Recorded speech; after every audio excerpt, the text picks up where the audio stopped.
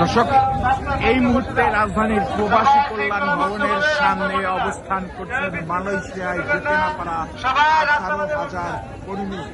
তারা কিন্তু 18,000 কর্মীদের মধ্যে একটি অংশ আজ সকাল থেকে রাজধানীর কারণ বাজারে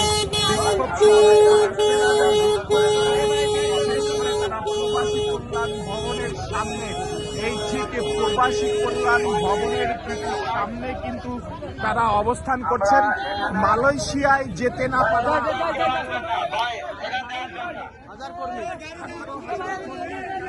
একটি অংশ কিন্তু আমরা দেখতে পাচ্ছি।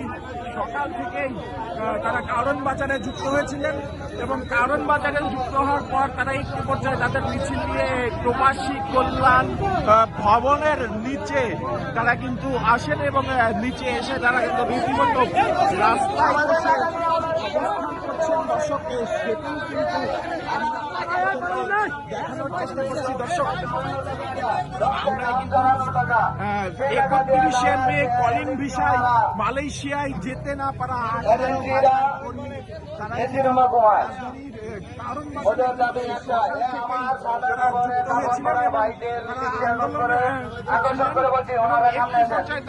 আমি যাদের কাপড় দিয়েছি ওনারা সামনে আসেন।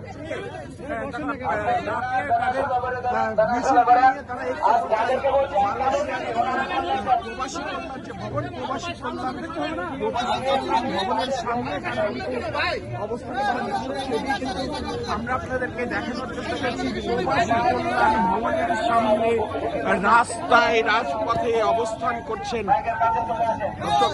আমরা কিন্তু সেটাই আপনাদেরকে দেখানোর চেষ্টা করছি।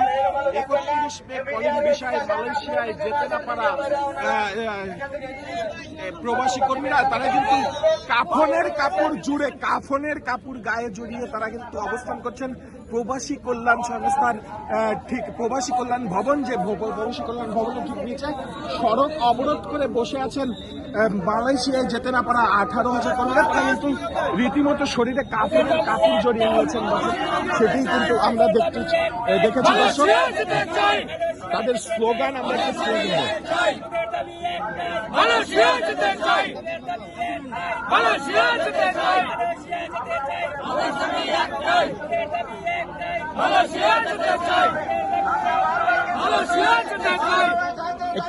কাপড়ের মানেটা কি?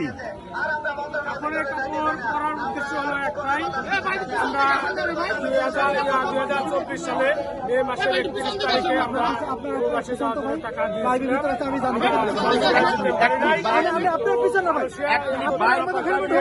না যাওয়ার কারণে, টাকা পয়সা দিয়ে না যাওয়ার কারণে আমরা কাপড় মরে গেছি।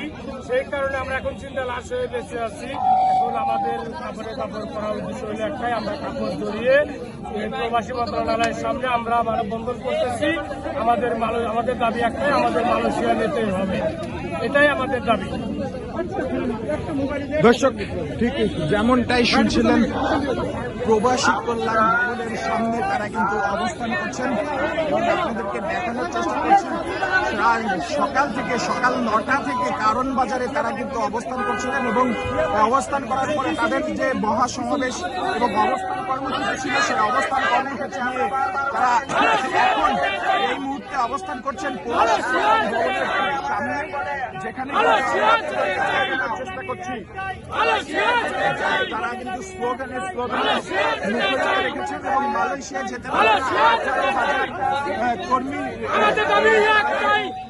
এই মুহূর্তে অবস্থান করছেন রাজধানীর প্রবাসী কল্যাণ ভবনের ঠিক সামনে।